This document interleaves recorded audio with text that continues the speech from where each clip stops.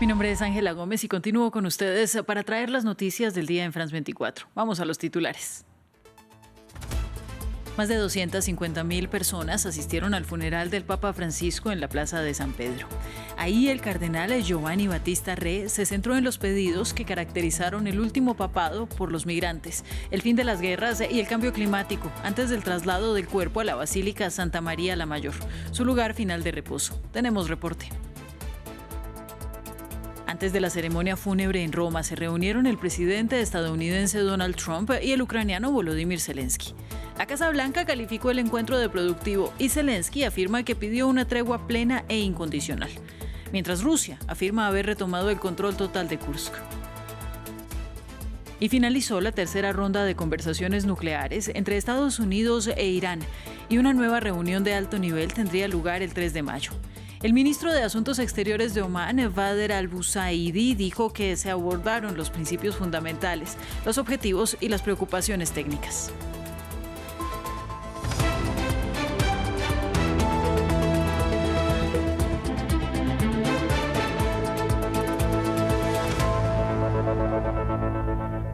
Vamos a comenzar con la noticia del día. Cientos de miles de fieles y decenas de líderes mundiales acudieron al funeral del Papa Francisco, donde el cardenal Giovanni Battista Re, a cargo de la homilía, recordó el legado del sumo pontífice en su lucha por los pobres, los migrantes y además sus insistentes llamados a la paz.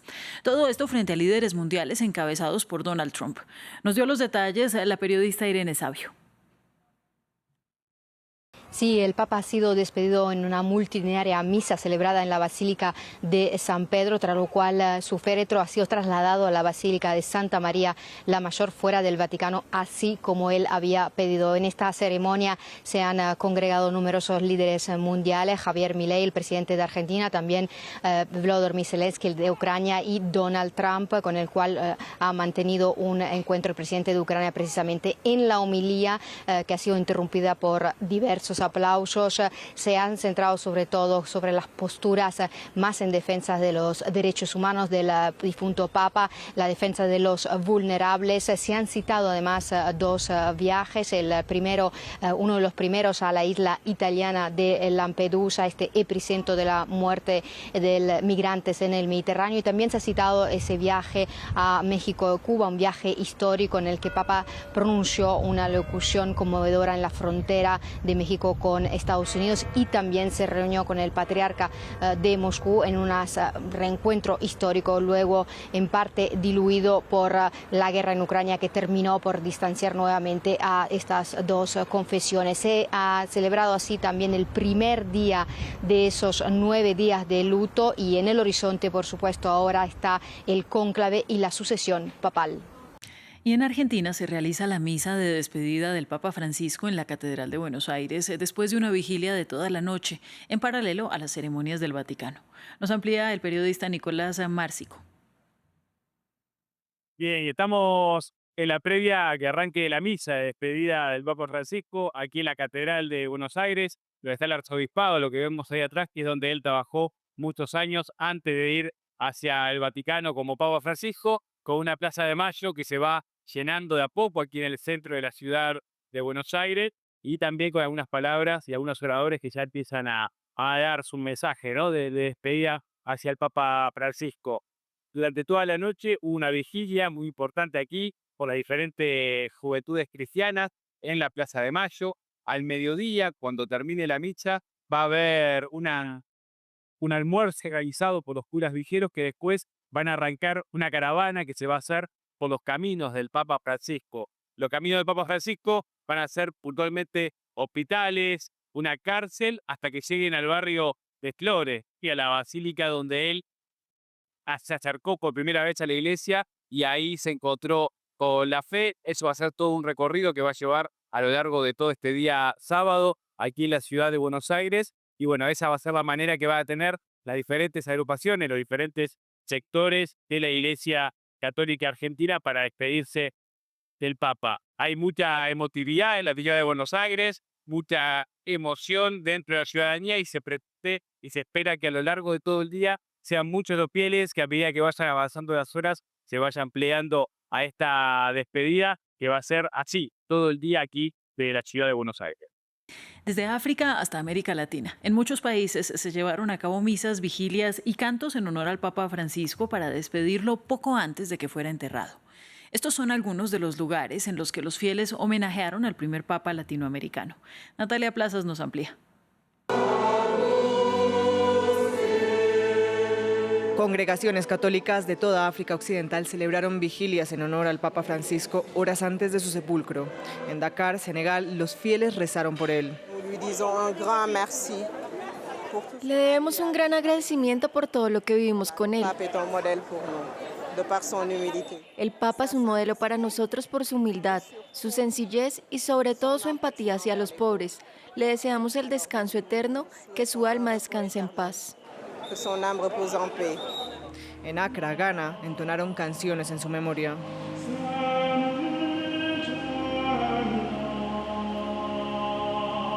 En el país mayoritariamente cristiano, un 10% de la población es católica.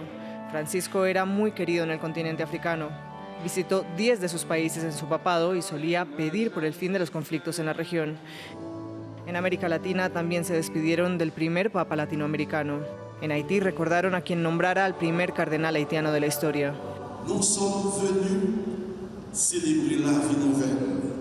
Hemos venido a celebrar la nueva vida reservada por Dios al Papa Francisco, incansable servidor del Evangelio, profeta de la esperanza y defensor inquebrantable de la paz. En la Catedral Metropolitana de Guatemala también se le rindió homenaje.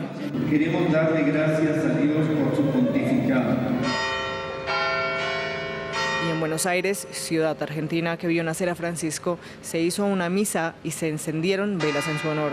Ocurrió en la Basílica de San José de las Flores, donde el Papa dijo haber recibido su llamado para dedicar la vida al sacerdocio. Bueno, él ya está descansando, pero hay un dolor en el corazón. Pero acá está su presencia en este momento, es como que todavía su espíritu está acá, hasta el momento que lo entierren. Esta iglesia, donde Jorge Bergoglio inició su formación, fue tan solo uno de los muchos lugares que le rindieron tributo, previo a que el mundo le diera su último adiós. Y reuniones importantes en el Vaticano. Donald Trump y Volodymyr Zelensky aprovecharon su asistencia al funeral del Papa Francisco para abordar las negociaciones de paz en Ucrania. Posiciones divergentes siguen existiendo entre Estados Unidos y Ucrania y sus aliados europeos, según documentos obtenidos por la agencia Reuters. Mientras tanto, Rusia afirmó haber retomado el control total de la región rusa de Kursk, que tropas ucranianas ocupaban desde agosto de 2024. Más detalles con William Gassó. Un encuentro clave en el Vaticano. Donald Trump y Volodymyr Zelensky aprovecharon su asistencia al funeral del Papa Francisco para abordar las negociaciones de paz en Ucrania. Previo a la ceremonia, ambos presidentes hablaron unos 15 minutos. Discusiones productivas según la Casa Blanca. El presidente Trump y el presidente Zelensky se han reunido hoy en privado y han mantenido una conversación muy productiva. Más detalles sobre la reunión se darán a continuación. Por su parte, el presidente ucraniano dijo que había pedido una tregua plena y sin condiciones. Tras intensas negociaciones esta semana, persisten las diferencias entre el plan propuesto por Estados Unidos y las posiciones de Ucrania y sus aliados europeos, según documentos obtenidos por la agencia Reuters. Washington aboga por el reconocimiento de que Crimea es territorio ruso, lo que rechaza Kiev. También hay posiciones divergentes sobre las garantías de seguridad. Los aliados europeos quieren estar incluidos en el mantenimiento de la paz en Ucrania, mientras que Estados Unidos solo mencionan terceros países. Además, Washington defiende el levantamiento de las sanciones contra Rusia, mientras que los europeos abogan por un levantamiento progresivo y que dependería del respeto de las garantías de seguridad por parte de Rusia.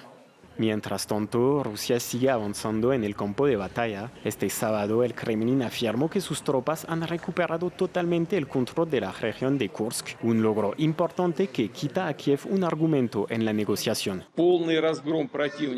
La derrota del enemigo en la región fronteriza de Kursk crea las condiciones para el éxito de las acciones de nuestras tropas en otros sectores clave del frente y acerca la derrota del régimen neonazi. Sin embargo, el ejército ucraniano niega la afirmación rusa y asegura que siguen los combates. Finalizó la tercera ronda de conversaciones nucleares indirectas entre Irán y Estados Unidos en Omán. El ministro de Asuntos Exteriores iraní Abbas Araghchi y el enviado de Trump para Oriente Medio Steve Witkoff mantuvieron conversaciones en Mascate a través de mediadores omaníes durante unas 6 horas. Una semana después de una segunda ronda en Roma que ambas partes describieron como constructiva. El siguiente encuentro sería el 3 de mayo. El ministro de Asuntos Exteriores de Omán, Bader al-Busaidi, dijo que las negociaciones a nivel de expertos han alcanzado la etapa de detalles específicos y demandas mutuas. Las delegaciones regresan a sus capitales para consultas. En tanto, una fuerte explosión ocurrió en el mayor puerto de Irán, Bandar Abbas. Por el momento se habla de 4 personas muertas y más de 500 heridas. Una emergencia que, según Hossein Safari, portavoz de la Organización de Gestión de Crisis de Irán, se originó probablemente en el almacenaje de materiales químicos dentro de una de las zonas de containers. Sin embargo, un portavoz del gobierno iraní afirmó que si bien es probable que los productos químicos hayan causado la explosión, aún no es posible determinar la causa exacta. Y en otras noticias, Virginia Giuffre, de 41 años, se ha quitado la vida este viernes. La ciudadana estadounidense australiana era la principal voz de las sobrevivientes de la red de tráfico sexual que implicaba al multimillonario Jeffrey Epstein, quien enfrentaba cargos federales, pero se suicidó en la cárcel antes de su juicio. Maxim Pruvine nos cuenta. Una de las principales denunciantes en el caso Epstein. Virginia Giuffre falleció este viernes producto de un suicidio a los 41 años, según comunicó su familia. Había acusado al príncipe Andrew de Gran Bretaña y a otros hombres influyentes de explotarla sexualmente cuando era una adolescente a través del financiero Jeffrey Epstein, quien enfrentó cargos federales por tráfico sexual. Fui reclutada muy joven en Mar-a-Lago y atrapada en un mundo que no entendía, y he estado luchando contra ese mismo mundo hasta el día de hoy, y no voy a dejar de luchar. Nunca seré silenciada hasta que estas personas sean llevadas ante la justicia. Así que muchas gracias a todos, se los agradezco. Giuffre murió en su granja en Australia Occidental. Hace apenas un mes había padecido un grave accidente de carro.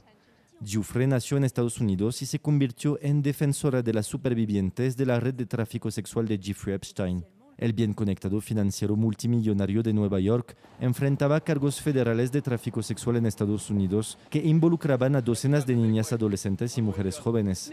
Giuffre se dio a conocer públicamente después de lograr que Epstein fuera encarcelado una primera vez, pero él llegó a declararse culpable solo por solicitar prostitución y fue liberado en 2009. En demandas posteriores, Giuffre dijo que era una adolescente que trabajaba en el spa de Mar-a-Lago, el club del presidente Donald Trump en Palm Beach, Florida, cuando fue abordada en 2000 por la novia y posterior empleada de Epstein, Ghislaine Maxwell. Giuffre dijo que Maxwell la contrató como masajista para Epstein, pero la pareja la convirtió en una sirvienta sexual. Cuando tenía 17 y 18 años, Giuffre viajó por todo el mundo para tener citas con hombres de poder como el príncipe Andrew. Estos lo negaron y atacaron la credibilidad de Giuffre, pero muchas partes de su historia están respaldadas por documentos, testimonios de testigos y fotos, incluida una de ella y el príncipe Andrew de Gran Bretaña. Epstein se suicidó en prisión en agosto de 2019 mientras esperaba el juicio en su contra. Maxwell fue declarada culpable en 2021 de cargos federales de tráfico sexual y conspiración y fue condenada a 20 años de prisión. Andy Warhol solía transformar basura en arte con temas que acababan desde periódicos hasta restos de comida. Así que los pesos pesados del arte quizá no se desanimarían demasiado al saber que se cree que una de sus obras acabó en la basura. Un ayuntamiento holandés admitió que muy probablemente se deshizo de 46 obras de arte por accidente durante unos trabajos de renovación, entre ellas un grabado de Warhol de la princesa Beatriz. Este grabado de Warhol de la princesa Beatriz se encuentra entre las docenas de obras de arte que desaparecieron del municipio holandés de Maasshorst el año pasado. El ayuntamiento de Maasshorst ha admitido ahora que probablemente se deshizo de las piezas por accidente durante unas obras de renovación. Las obras de arte estaban valoradas en unos 22.000 euros en total.